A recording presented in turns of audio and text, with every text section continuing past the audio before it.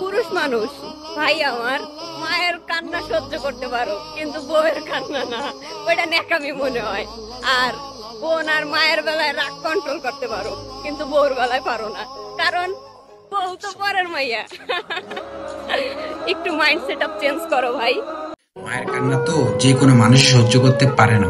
আপনি নিজেও তো আপনার মায়ের কান্না সহ্য করতে পারবেন না, তাই না? কিন্তু আপনার বয়ফ্রেন্ড বা হাজবেন্ডেরটা ঠিকই পারবেন।